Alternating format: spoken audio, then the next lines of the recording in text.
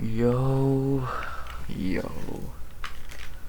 RX back with another breakdown of a card I'm not ready for because there's too many fighters I like on it.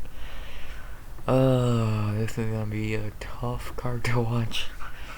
If everything goes right, then it will be card of the year. If everything goes wrong, I'm gonna be depressed. Just like 259 left me depressed. 269, God, don't fucking upset me. But like I just said, 269, the card we're talking about tonight, whatever you want to say. Stacked fucking card, very stacked card from top to bottom. 15 fights at the moment, most likely will stay there. The weigh-ins are tomorrow morning, and most likely everyone will make weigh-in shit, so yeah. I'm excited, and honestly, if you like MMA, you're excited. Yeah, besides that, why I keep talking about the breakdown, not get to the breakdown. So before I do that, please like, comment, all that shit, and let's get into it. First fight on the card, and we start off with an interesting one for reasons. Bashuela Cashweda versus Jillian Robertson. I'll get to why this is an interesting fight in a moment, but let's first talk about the fight. It's a good fight. Two good flyweights in the division. We all know Cashweda for Valentina trying to kill her in Mario Yamasaki's last fight he ever refed in the UFC. And we know Jillian Robertson, she likes to grapple. Both these chicks have had ups and downs. Right now, Cashweda's on 2-fight winning streak, being Shana Dobson and Gina Mazzani, and Jillian on a 2-fight skid, Talia Santos and Marina Maverick. So they ain't been going good for her. She's only 26, which is fucking incredibly young, especially in that division. So I don't think we should worry, but this is not an easier test from Marina Maverick and Talia Santos, that's for sure. Like I said, very good fight. I think obviously it comes down to stays on the feet, it's Cashweda's fight. Goes to the ground, it's Jillian's. I think the best way to describe Jillian Robinson is Canadian watered down Mackenzie Dern. Is that a compliment? I don't fucking know. She's not gonna.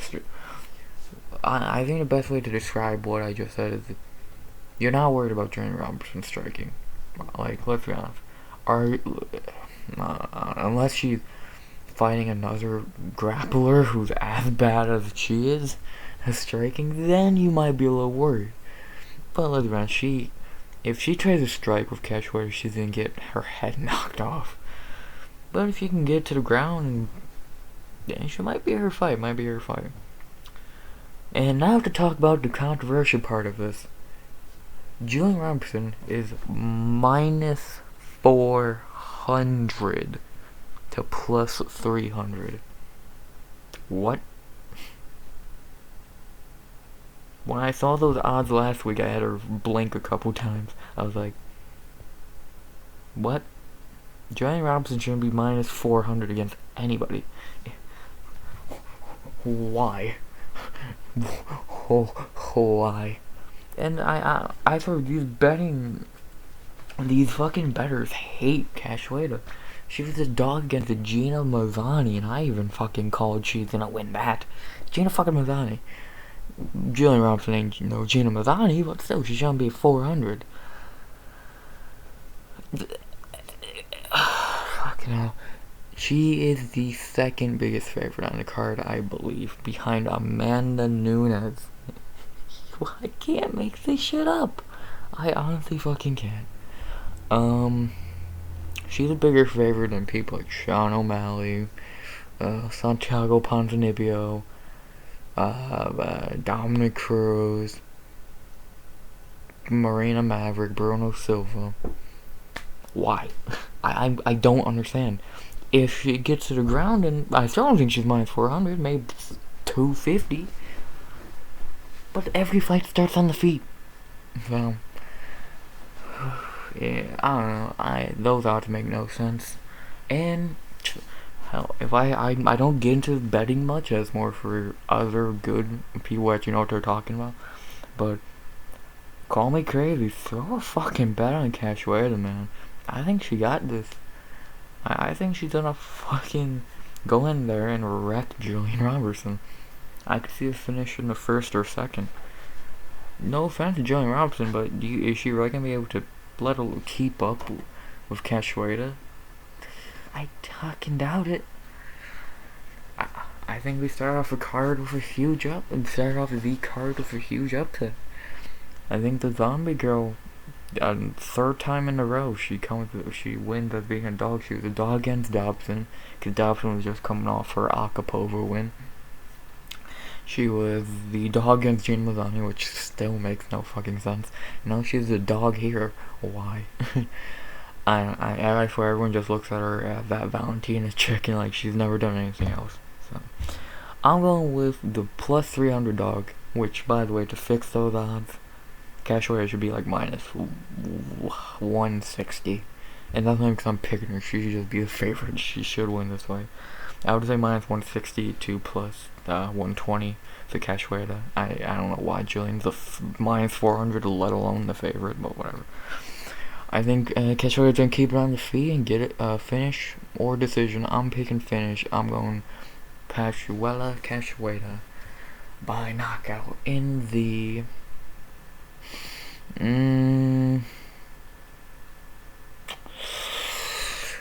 fuck. I'm trying to think, first or second. I don't know, but first or second, we'll see. Well, I'm not made a complete choice yet, but around first or second. So, Cashweda, the big dog for no reason, by knockout in the first or second. Bet on it, people. Thank me later. After that, you got a pretty good fight.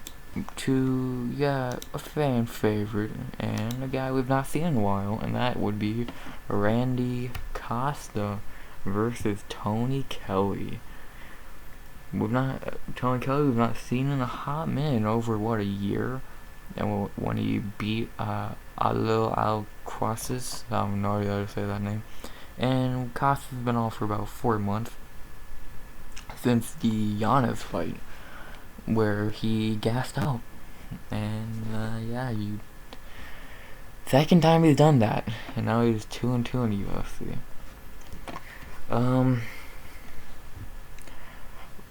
Pretty much the keys to this fight is, if you're picking Tony Kelly, you're picking him to probably win either by finish later in the fight or by decision. Cause I feel after the first 5, Randy might gas again, man. And Tony Kelly's a tough fucking cookie, bro. You don't just finish him. He's pretty tough.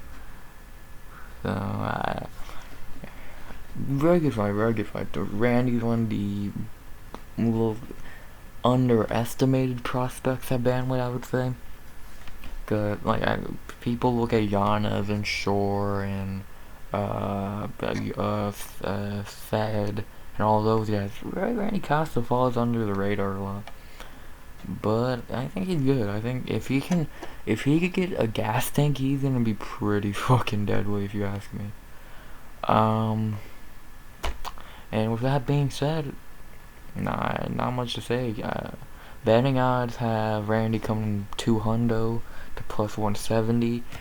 I think I've dropped that down a little to about 170 for Costa, minus 170, and then plus 150. I think Costa should be the favorite by a good little bit, but I think that risk of Kelly's hard to fucking finish, and what if it makes it past round 1? But with that being said, I am picking Randy Costa, and I think he gets it done in round 1. I think he gets Tony Kelly out there in round number 1. If it gets into round 2, I'm scared. I'm scared. But we will only know. I hope he gets finished in round 1 because if not, kind of fucked. So, Randy Costa by knockout in the first. Come on, man, don't gas yourself. Fucking Reese's Cup. After that, the prelim I'm most hyped for, Ryan the Wizard Hall versus Derek Minner. He's back again. The Wizard, baby. Yeah, he had a bad outing against Lil Tapuya. But, first of all, he broke his hand. And second of all, it's a Lil Tapuya. Lil Tapuya is pretty fucking tough. You can tell Ryan's hand was broken because all he was doing was M&R rolling. I think his key to winning that fight and this one is what he did in the Elkins fight, mix in the M&R rolls with some strikes. Because if you watch the Elkins fight, Ryan Hall's really fucking good at striking. Like, that's one, like, people only look at him as, oh, the guy who does M&R rolls. He can fucking strike, man. He can fucking go. I feel like people really underestimate him for no reason. Has he had the best wins in the UFC? Nah. Artem, Gray Maynard, BJ Penn, and Darren Elkins. Really, a meme, a washed Gray Maynard, a washed BJ Penn, and Darren Elkins. Not great wins. But he dominated those fights. Then he fought Lou. But I guess we gotta talk about Derek Minor a little bit. He lost to Darren Elkins in the last fight after gassing out. Which, if this fight gets into round 2, lock in Ryan Hall winning. It's like what I just said of Randy Costa. If this fight goes in round 2, Minner's fucked. Just like if the fight goes in round 2, Costa's fucked. Which, good luck, Derek Minner. I don't know how the fuck you're gonna finish this fight in round 1 against fucking the Wizard. But, good luck. Yeah, man. I'm hyped for the Wizard. Who doesn't like Ryan Hall? Those 2 years off were fucking painful, man. The bad thing, he's on the bad end of 35. He's fucking 36. Gonna be 37 probably by the time fucking couple months, man. He is no spring chicken. I think that's why he's fighting so quick again. 4 months ago was the Tapoya fight, and he's already fighting again after getting knocked out badly. So the sad thing about Ryan Hall, could he have been a champ if injuries and opponents not wanting to fight him? Maybe. Cause if you remember before, like, go back 2 years ago, he was either on the cusp of being ranked or was ranked, and he was calling out all the top guys. And if you look at the fights that got canceled over those 2 years, it's against top guys. Ricardo Lamas and Dan Ige.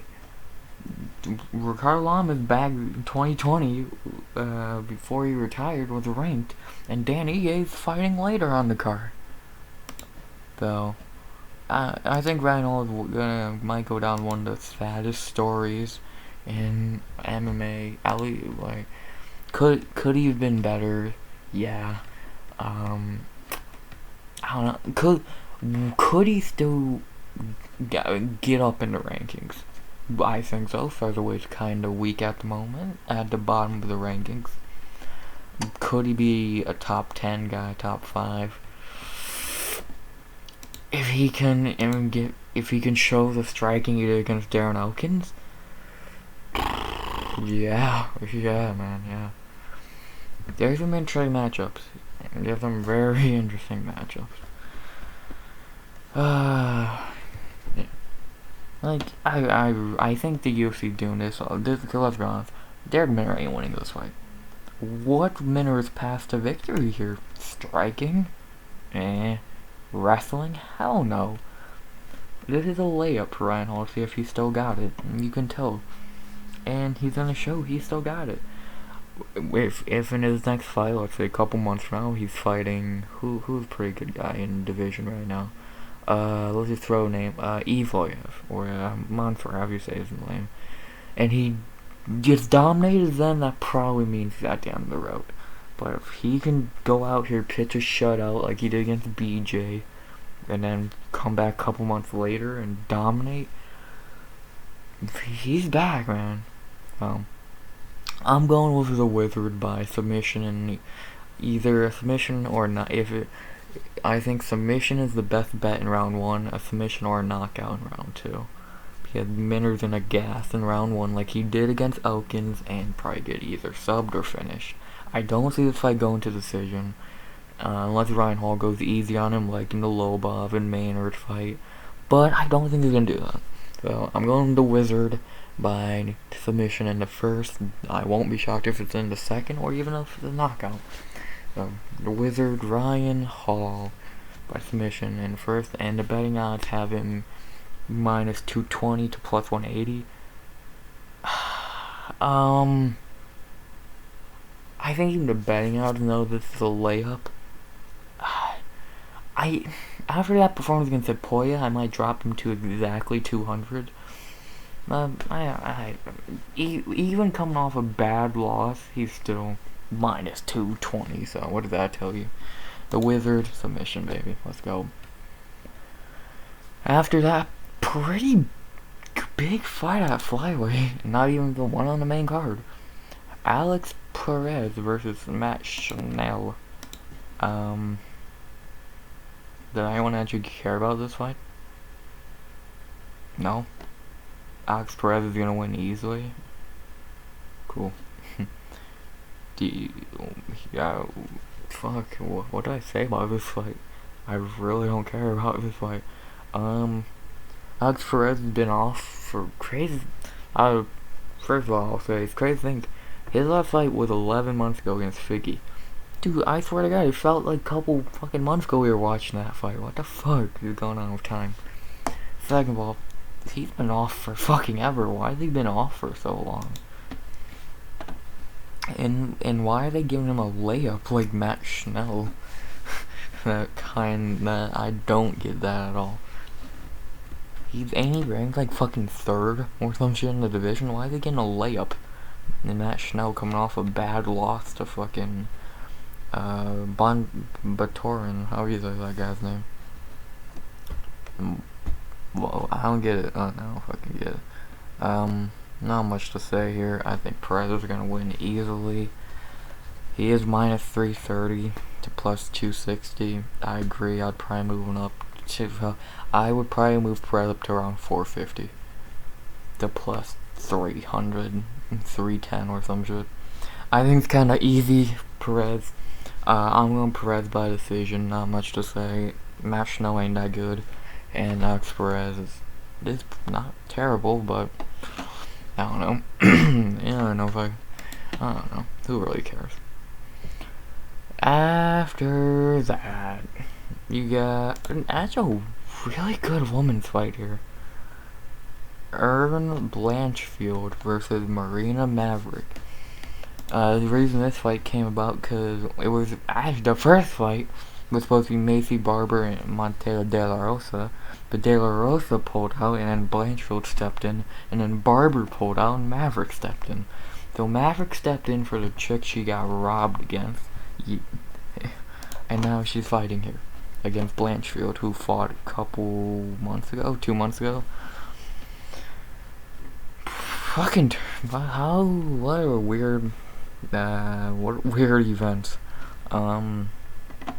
Whoa, those fucking betting odds changed. Speaking of fucking flyweights, we have 2 of the, again, underrated prospects, just like fucking, Randy Costa. We got 2 of the more underrated prospects at flyweight.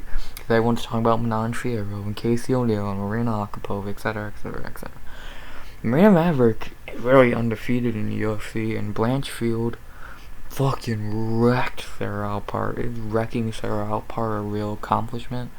No, but she ran through Alpart. badly ran through her. And just like Maverick ran through Joshua in her debut and really got robbed against Macy Barber. Really good fight here. I really like the not many women's fights of fighters I'm not big fans of get me like damn, that's a good fight, but this is actually a really good fight on paper. And this ain't even the fight they fucking booked. They booked Barber and De La Rosa. Who the fuck wants to see that shit? And this has to be the two youngest fighters on the card. 22 and 24. Like, who the fuck is younger? Like, I don't know. This is a really good fight. This is a really good fight. The betting odds have changed throughout the week, because now we got Blanchfield coming in minus 140 to plus 115. Wow. I would have 115 each. If anything, Maverick should probably be the favorite. She's done more in the UFC. If being Sarah Alpar fucking that good of a win? Like, no, I'm not trying to shit on her, Blanchfield, but is really beating Sarah Alpar that good of a win? Compared to beating Joshua, Julian Robertson, and Macy Barber? Like, come on now. I think we're kind of alright. Like, Blanchfield looked great, but first of all, she's fucking very young, and she only had 8 fights in her career. This is gonna be her first real challenge, probably in her whole career. Who has she fought? Nobody's, my guy. Yeah, she's fought nobody's. Tracy Cortez. Her only loss so far is against Tracy Cortez. Wow, it's kind of like when she fights a real fighter, she loses. With that being said, I'm going with the Maverick to continue her winning streak in UFC, and by decision. This should be a really interesting fight against two good prospects in the division. Yeah, so man, fear of the Maverick, man. Decision. Should be a really fun one, honestly. Damn, we're only 22 minutes in, damn. 5 prelims done. We still got fucking 5 prelims. Love it. I love 15 fight cards. You gotta love it. Yeah, so Fear of the Maverick by decision. After that, this is a back-to-back week fights stretch. And we started with Andre Muniz versus Eric Anders. Not really much I could say here. Muniz broke Jacare's arm in his last fight, which, God, that fucking noise lives in my head. And besides that, he's already beat nobodies in the UFC. Fucking Antonio Arrojo. Wow, good win, dude. And for Eric Anders, he's been around for fucking ever. In his last fight, dominating Darren Stewart. He beat people like GM3 and fucking. He's been around. He's been around a while, and he's a big fucking middleweight. After seeing him fight at light heavyweight, he's a big fucking middleweight. He looked good at fucking light heavyweight, and now he's back down to his normal weight class. At middleweight. Sorry, your boy. I'm not picking you in this one. I picked you against Stewart when I think you were a dog twice, and that paid off for me. But I don't think you're winning this one.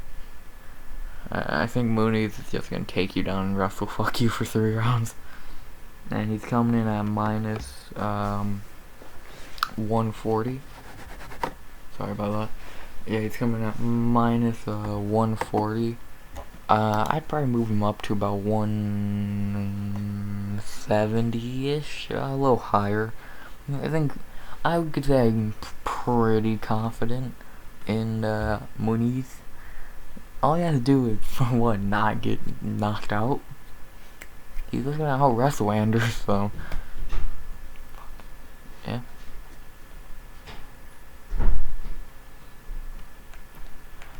Not much to say. Yeah, I like Eric Anders, but Muniz decision, man. Not much to say.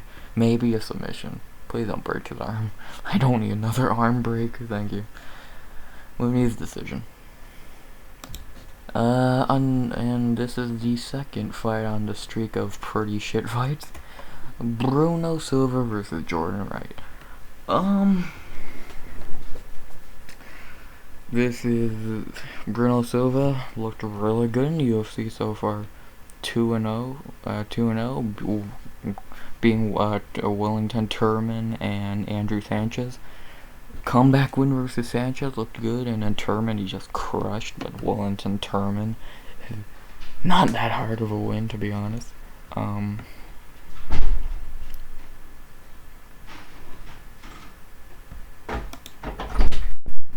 me. Okay. Fucking love background noise. Love getting interrupted. Really love getting interrupted. But we'll march on. I won't restart this recording because I'm 25 minutes in. I don't feel like talking for another 25 minutes. Back to Bruno Silva. Comeback win versus Dirty Sanchez, and then crushing Turman. And then for the Beverly Hills Ninja, Jordan Wright. Yeah, he ran through Jamie Pickett, but Joaquin Buckley ran through him already. And he beat Ike Villanueva. Ooh, good win. Yeah, pretty cut and dry decision here. Bruno Silva's gonna win. How?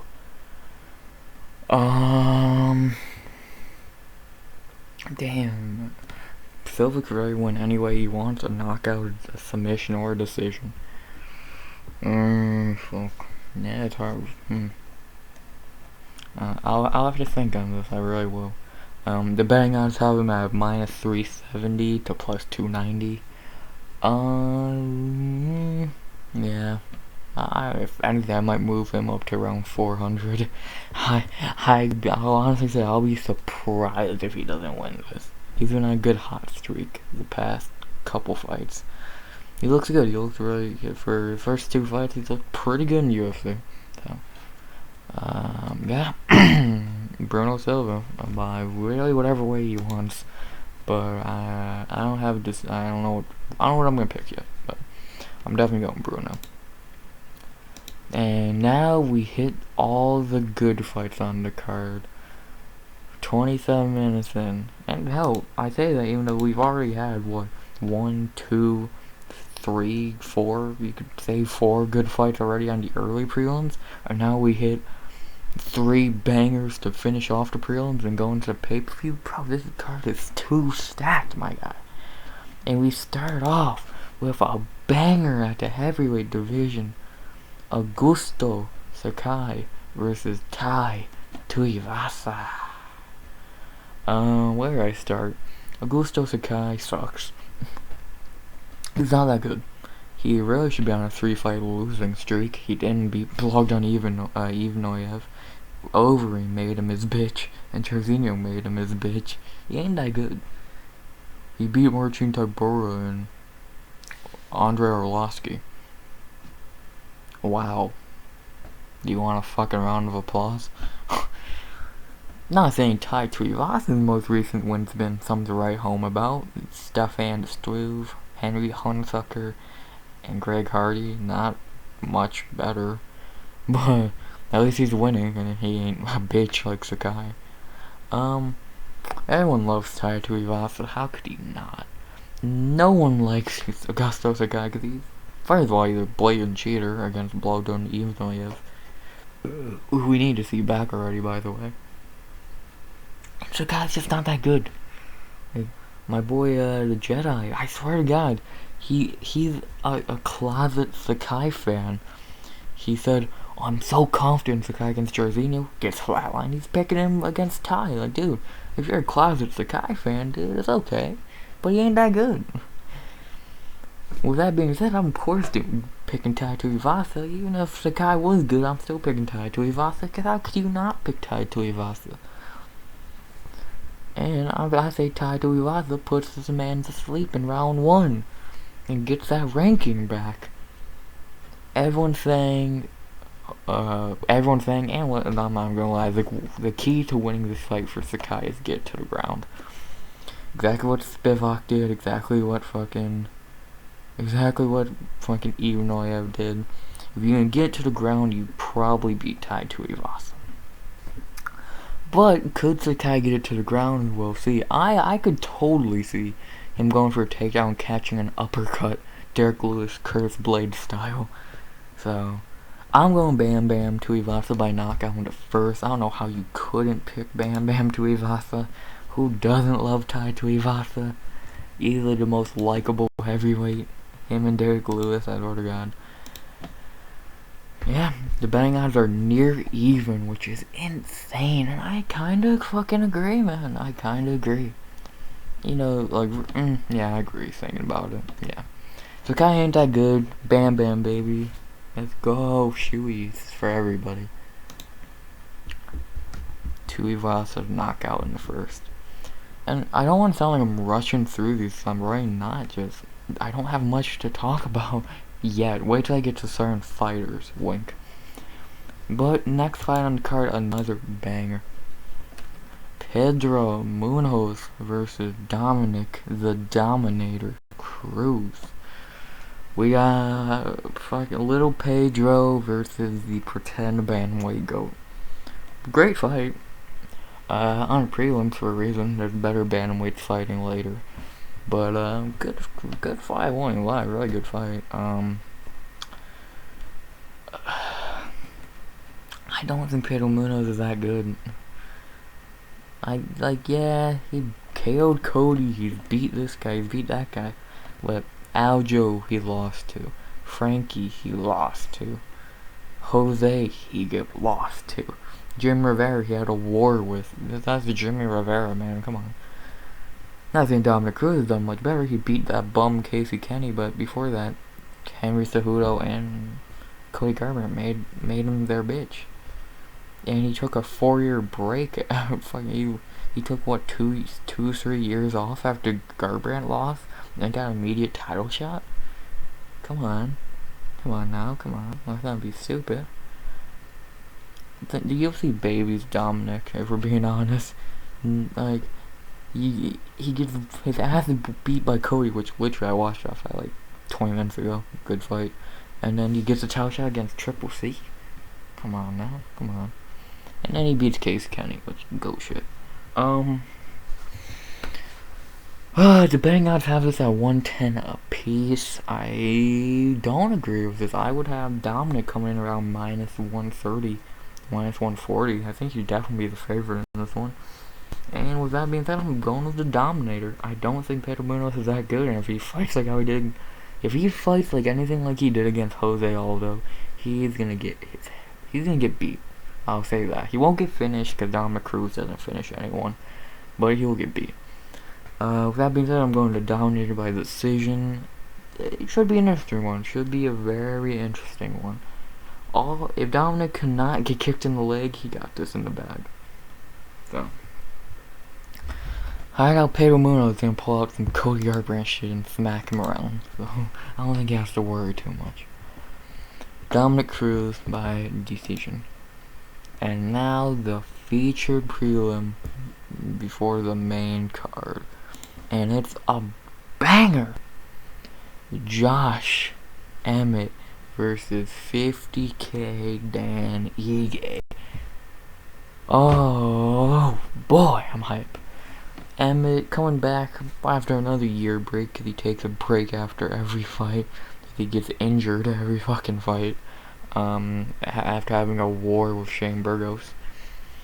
And now he's back. Bad thing, he's not like Ryan at all. He's on the bad end of 35. He's 36.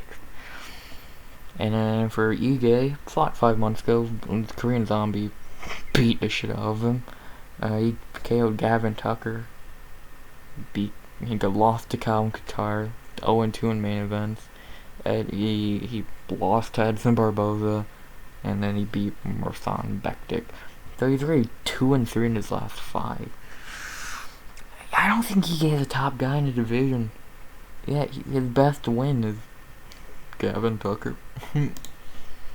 Yeah, let's just see Ige's best win. Yeah, Gavin fucking Tucker. Holy shit. And he lost to Edson Barboza. We all know that. This fight's really good. This fight's really fucking good. Both these guys have knockout power for days, but some people, I guess, are seeing, looking at these betting lines, Emmett's a wrestler. And what did Ige lose to last fight? Wrestling. Zombie just fucking annihilated him on the ground. So, I think obviously Emmett's key to victory, get to the ground and land that right hook if you can. Ige's key to victory, keep it on the feet and just not get clipped. Like Michael Johnson did. The betting odds have Emmett coming in at a surprising -220. I don't agree. I would have I gotta continue the theme, 110 each. 115, 110 each, man. But either these guys can knock each other out, either these guys could win the decision. It's a tough one to call. And that being said, I'm going Josh Emmett. I'm going Emmett by decision. It's a really good fight. Could a guy go out in this fight? Absolutely. Would I be shocked at all? No. I would not be shocked if either man goes out. Or if it goes to a war decision. The UFC puts this as a feature prelim for a reason, so both guys could knock each other out. Or it could be a war. This fight has to try to be boring. So, I'm going Emmett. He doesn't have the best wins. He doesn't have the best losses either. He lost to Jeremy Stevens. Beat people like Ricardo Lamas and Michael Johnson. Like, Emmett's good. But he hasn't got that big oomph win yet. That's injuries, and he hasn't got that big win yet. Like, he was booked to fight people like Edson and Arnold Allen, but if he won one of those fights, that'd be the big oomph he needs. Right now, he doesn't have that win. Ige could be that win for him, because he's already ranked like 7th. If he gets this, he could be fighting the Korean Zombie or Arnold Allen instantly. So, Emmett, hard to pick against him, man. Emmett decision. And voice crack, fuck. And that wraps up those fire prelims of 36 minutes in? 37, love it. Fire prelims. I got a couple finishes, a couple goats on the prelims, and now we move into the stacked main card. Oh boy, you want to talk about some finishes? I got some for you. And we start off the main card with the greatest fighter in MMA history, Sugar Sean O'Malley versus Hogan. Who the fuck cares? The Sugar Show is back, baby. 15-0, trying to get in that number 16. Fucking leaving dead bodies in his past. KO after KO after KO after KO after KO, man. Oh, this is gonna be fun. See what the Sugar Show pulls out of this one. Let's go. Holland Paiva has no chance. Though, there's no point talking about Holland Paiva.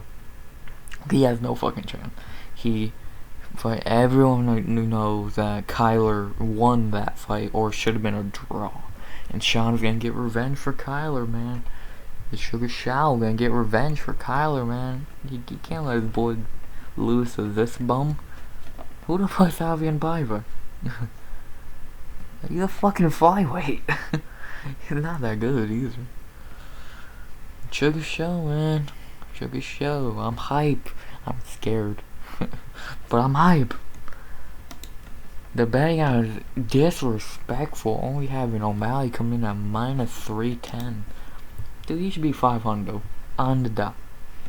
Paiva needs a miracle. And even then, if he got that miracle, he still wouldn't win. He's a bum. He's a bum. This is gonna be total obliteration, as Tyson Fury would say. It's gonna look just like the Chris Martino fight, just fight's gonna end in round 1.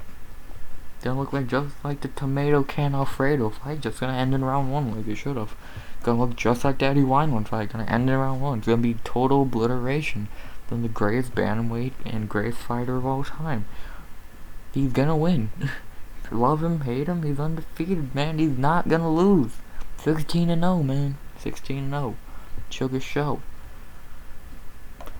By knockout in the first. Lock it up. Lock it up.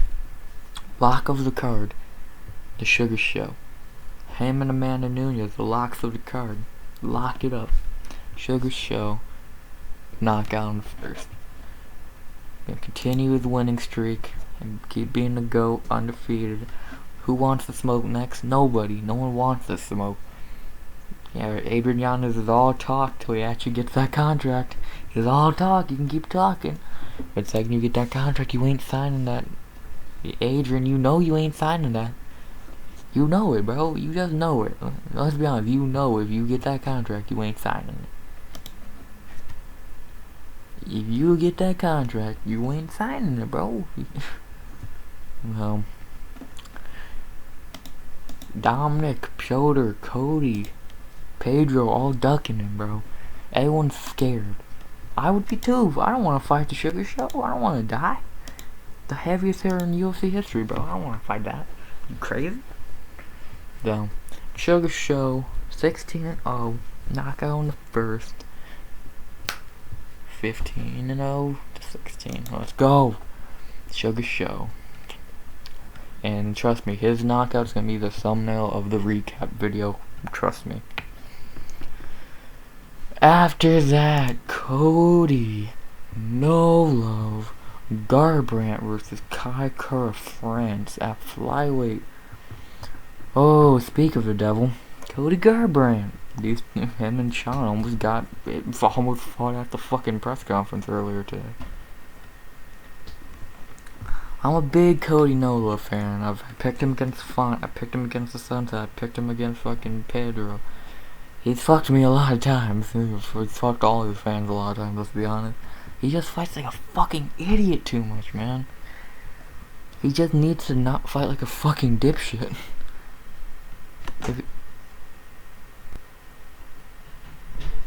If he just doesn't fight like a dipshit, he could win more. And when he doesn't fight like a dipshit, he fights like a pussy, like in the fucking Rob Font fight. Like, he fought, either it's the Pedro fight where he fights like a dumbass, or the Rob Font fight where he fights like a fucking wussy, bro. It's like, Cody, just go back to your old form, bro. Just stop being stupid. And then for Kai Kara France, this is a big fight. If he wins this, like, sadly, I'll get to in 2 seconds. If he wins this, he's right in title contention. He's been very win-loss, but those 2 losses, Bram Moreno and Brandon Royval, not bad losses. Adding Cody to the list in his flyweight debut? That'd be fucking huge, man.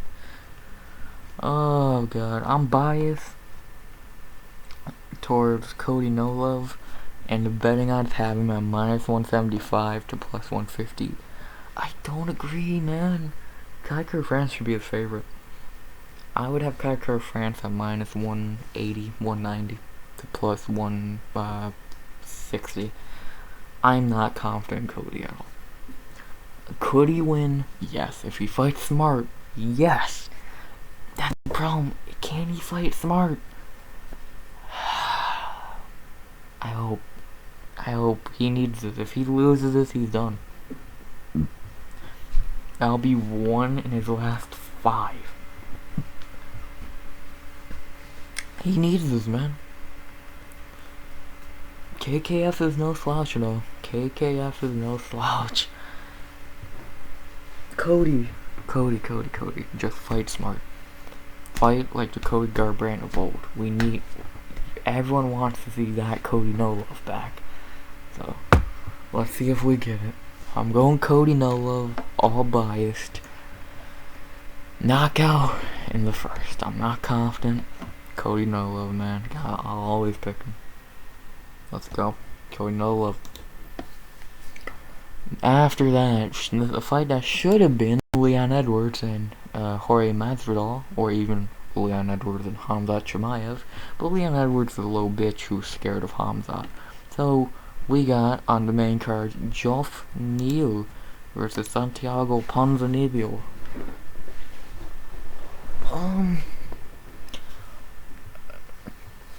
Really good fight. Really good fight. It's weird having Pons back, but this is a really good fight. Neal's not had the best last two fights, even though I think he won the Magny fight. And for Ponzi, he had a war with Miguel Baeza after getting flatlined by Leech in his return. And then before then, he flatlined Neal Magny, who just beat Joff. Really good fight. I think someone definitely goes out in this one. And, after the arrest of Neal on Thanksgiving, if you didn't hear about that story, just go look it up. He got arrested on Thanksgiving, 24 hours in jail or some shit. His mind's not all there, I can tell you that right now. He's not mentally all there. And I think Pons knows that. I think Joff Neal knows that. I think Pons is gonna go in there and knock him out. The betting odds, I know these betting odds on tap ain't realistic, because I know Pons moved up to, I think, about minus 130. After what happened, I would have him 200. Honestly, I would have him 200. The motherfucker just got arrested, like, last week. Literally, this time last week, he was in jail. So, oh no, 2 weeks ago. I don't fucking know. I think Pons is gonna knock him out. And, if not, I think Pons wins the decision. Santiago, Ponzinibbio, knockout in the first. And I'm pretty fucking confident, man. Ponzi, knockout in the first. Back-to-back knockouts in the first. Does the streak continue with the next fight? Which I'm not going to talk about much, because it's obvious who's going to win this fight. Amanda Dolores Nunes versus Juliana Pena. Not gonna waste much time. Pena's gonna get fucking annihilated. Nunes is gonna run through her, knockout in the first. She should be minus 5,000 like Cyborg was against that Kavanaugh chick. Nunes easily knockout in the first. Easily lock of the night. Easy. If you're picking Pena, you're a fucking idiot. Nunes easily. After that, the main event of the evening, Charles the Bronx Oliveira versus Dustin the Diamond Poirier.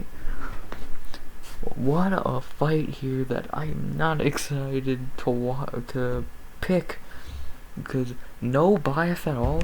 This fight's impossible to pick. No bias at all. This fight's a coin flip. The little bias I have, I'm still don't know who to pick. Charlie Olive, man, been on a great win streak that ended with him getting the belt that he's deserved. He worked for that fucking lightweight championship. After failures at featherweight, after failures at fucking lightweight to Paul Felder, he comes up. After the Felder fight, something woke up in him. Guida, Giggos, Jim Miller, Tamer, Lentz, Gordon, Kevin Lee, T-Ferg, run through all of those and gets a comeback win versus Michael Chandler to win the belt. This guy is the real deal.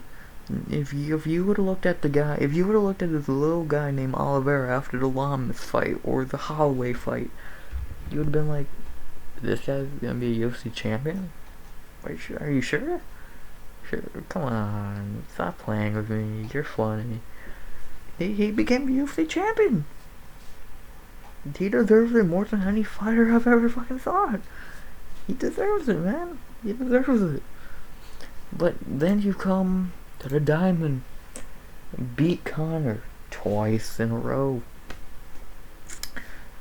Also had his struggles at featherweight, just like Charlie, but he moved up, and ever since then he's only lost 2 fights at lightweight?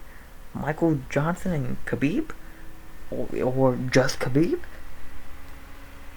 Wars with Dan Hooker and Max Holloway, beating Eddie Alvarez, beating Justin Gaethje, beating Showtime Perez.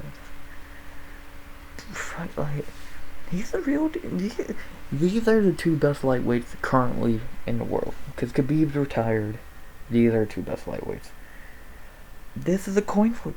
This is, with no bias, And hell, you don't like either. If you don't know either, if you know each fighter, but you have no bias, dude, this is a coin flip. This is a fucking coin flip. I could see this fight ending in any fucking way. And the betting odds are completely off. Dustin, the challenger, coming in at minus 165 to plus 135. 115 each. Yes, Dustin has had better wins at lightweight, but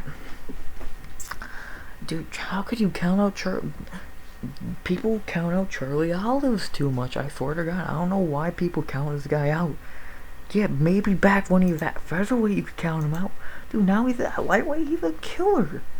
He's killed or be killed, my guy. He almost ripped Tony Ferguson's arm off. He comes back against Michael Chandler and wins. Michael Chandler, he finished Michael Chandler. Justin Gaethje couldn't. Which, the winner of this faces Justin Gaethje next. What the fuck is going on? Oh, yeah, I love the UFC, man. My pick in this one, the small bias I have in this fight, I say and still. How? I don't know.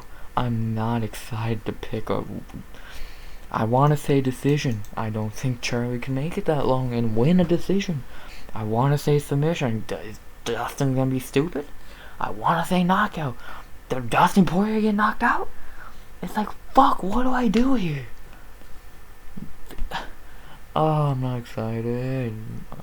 I am excited, but I'm not excited. As an MMA fan, I'm extremely hyped.